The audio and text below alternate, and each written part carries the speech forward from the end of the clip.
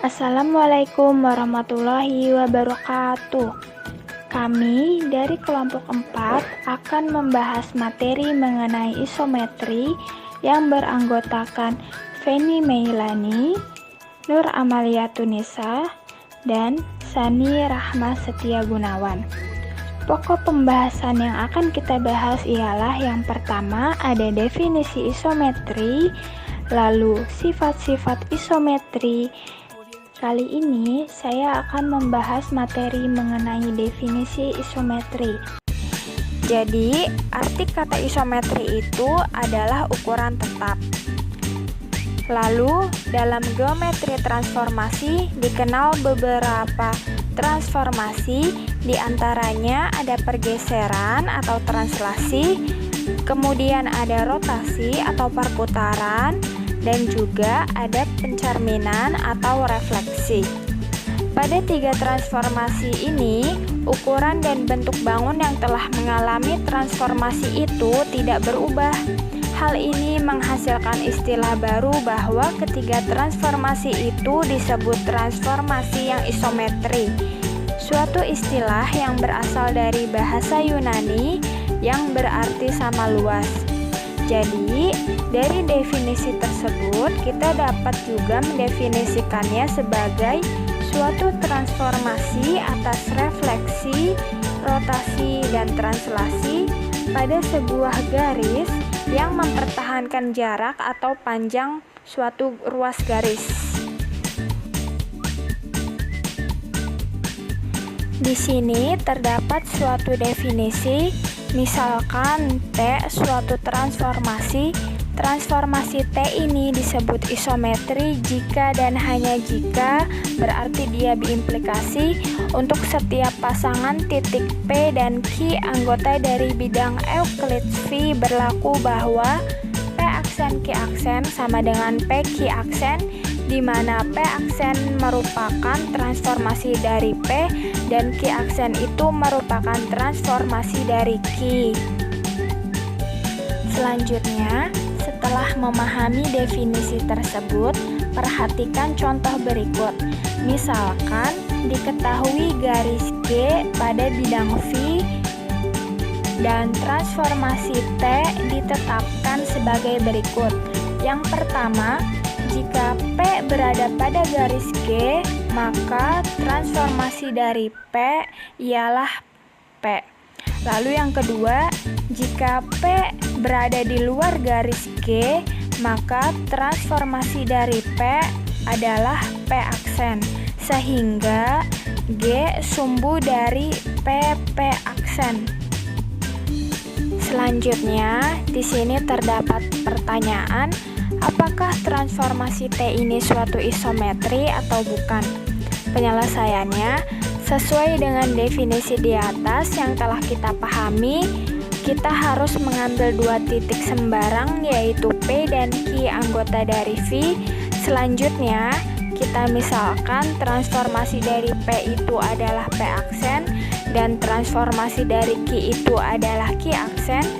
Dari pemisalan transformasi dari P adalah P aksen dan transformasi dari Q adalah Q aksen, kita memperoleh dua hal, yaitu yang pertama, G sumbu dari PP aksen.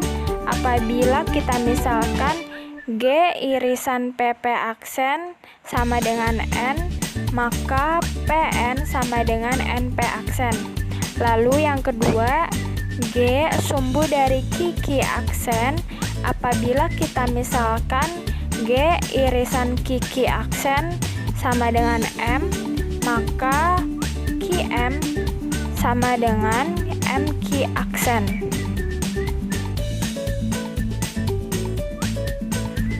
Selanjutnya, di sini terdapat sebuah gambar, lalu kita bisa pandang segitiga PNM yang berada di sebelah kanan dengan segitiga P aksen NM, segitiga yang berada di sebelah kiri.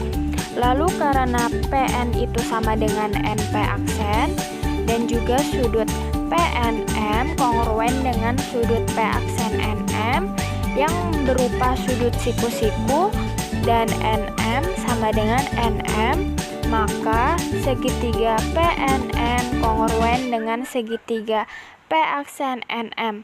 Maka akibatnya yang pertama, PM yang sisi miring itu sama dengan P aksen M. Lalu yang kedua, sudut PMN kongruen dengan sudut P aksen MN. Selanjutnya, di sini terdapat sebuah gambar.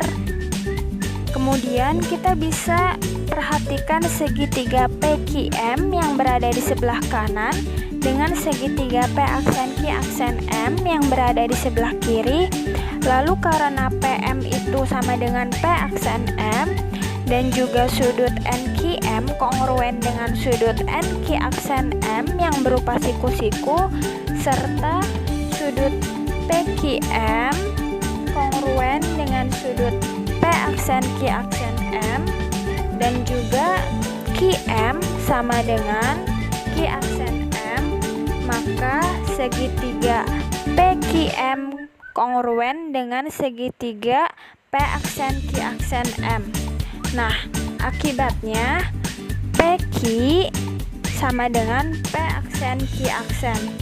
Lalu karena P dan Q diambil sembarang titik pada V, dapat disimpulkan bahwa untuk setiap pasangan titik P dan Q pada V diperoleh PQ sama dengan P aksen Q aksen.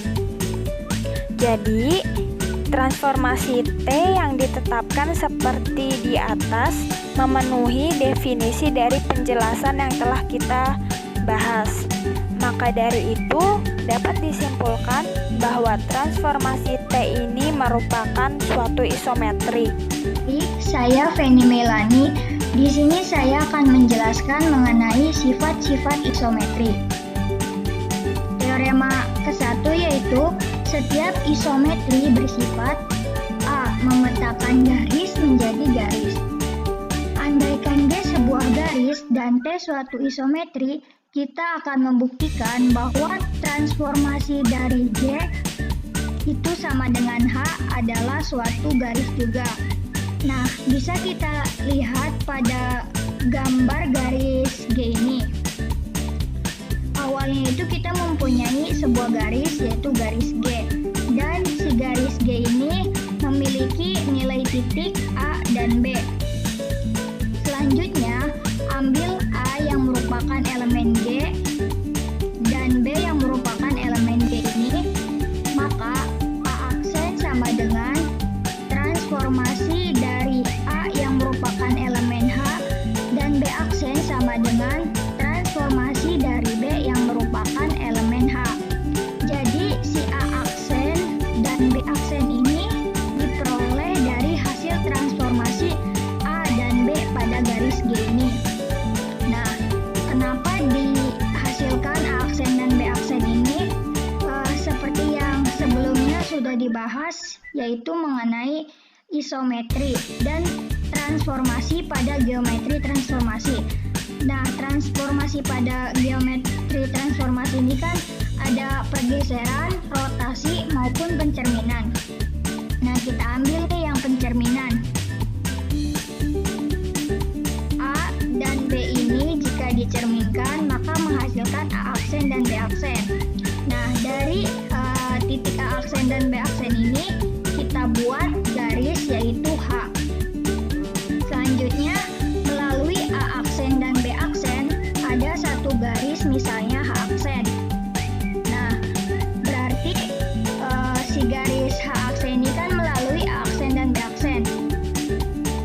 Berarti si garis H aksen ini berhimpitan dengan garis H tadi. Akan kita buktikan H aksen sama dengan H. Untuk itu akan dibuktikan H aksen yang merupakan himpunan bagian H dan H himpunan bagian H aksen. Oke, selanjutnya yaitu bukti dari H aksen yang merupakan himpunan bagian H. Nah, di sini kita masih mempunyai dua gambar yang sama seperti tadi.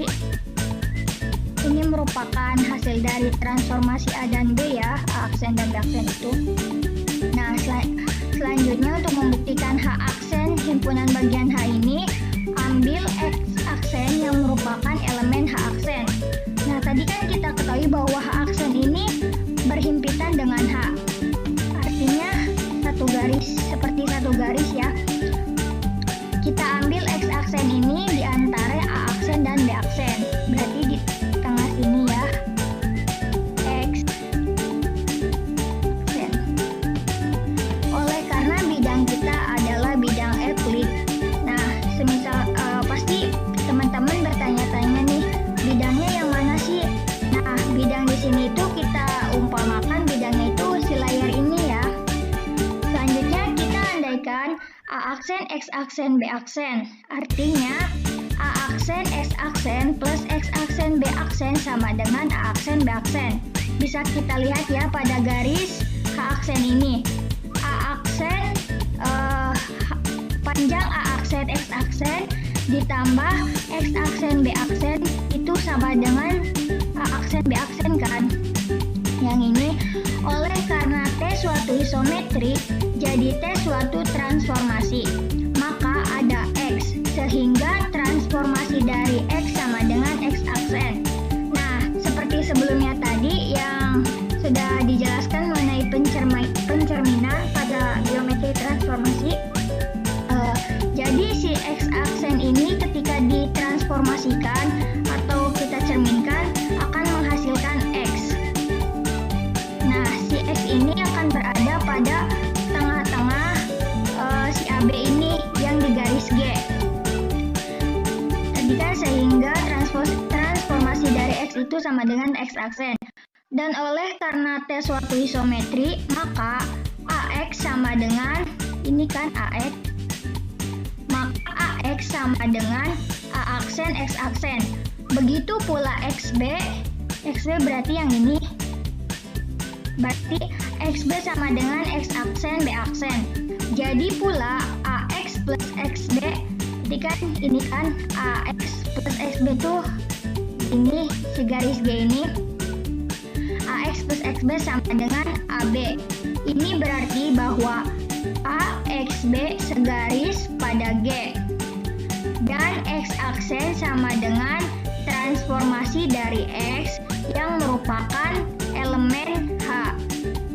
Sehingga H aksen himpunan bagian H, sebab bukti serupa berlaku untuk posisi X aksen dengan X aksen, A aksen, B aksen, atau A aksen, B aksen, X aksen.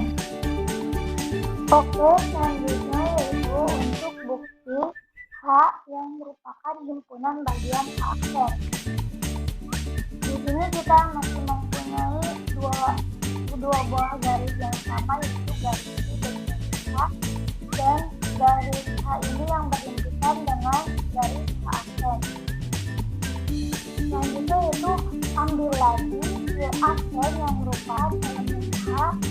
Berarti Y aksen ini kan elemen H, berarti ada di sini. Kita posisikan si Y aksen ini di tengah-tengah antara A aksen dan B aksen.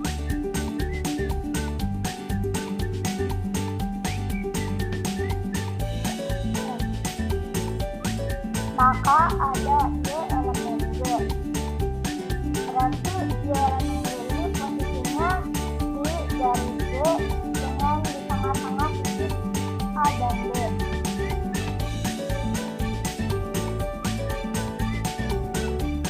Sehingga transformasi dari Y sama dengan Y aksen.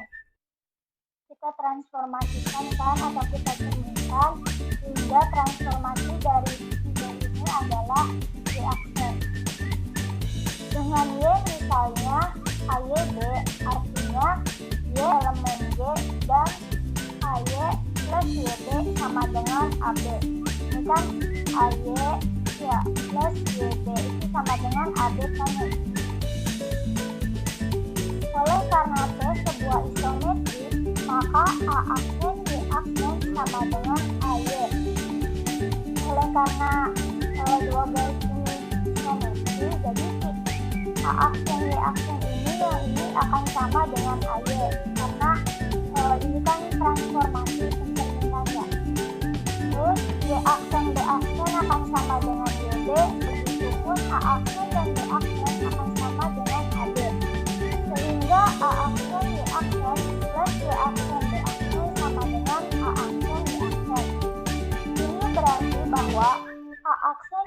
aksen B aksen segaris, yaitu melalui A aksen dan B aksen. Oleh karena H aksen satu-satunya garis yang melalui A aksen dan B aksen, maka selain garis H ini yang melalui A aksen dan B aksen, ada garis H aksen yang melalui A aksen dan B aksen pula. Kenapa tidak kelihatan di sini? Karena garis H ini otomatis akan berhimpitan dengan A aksen tadi, garis A aksen tadi. Lanjut, maka Y aksen elemen H aksen, jadi haruslah H himpunan bagian H aksen. Bukti serupa berlaku untuk keadaan YAB atau ABG, sehingga H aksen sama dengan H. Jadi jika B sebuah garis, maka garis H itu sama saja dengan transformasi dari garis G adalah sebuah garis. Teorema 1 yang ke B yaitu mengawetkan besarnya sudut antara dua garis. Nah, di sini kan kita mempunyai sudut ABC ya, ini yang di bawah ini sudut ABC. Nah, selanjutnya yaitu andaikan A aksen sama dengan transformasi dari A aksen ini kan ini ya. Andaikan A transformasi dari A, berarti si A aksen itu hasil dari pencerminan A kan. Hasil dari pencerminan A ini kan A aksen. Terus B aksen sama dengan transformasi dari B aksen pun sama, transformasi dari si B ini. Terus C aksen sama dengan transformasi dari C, begitupun C sama ya. Menurut sifat A, maka panjang A aksen B aksen, panjang A aksen B aksen ini, dan B aksen C aksen ini adalah garis lurus.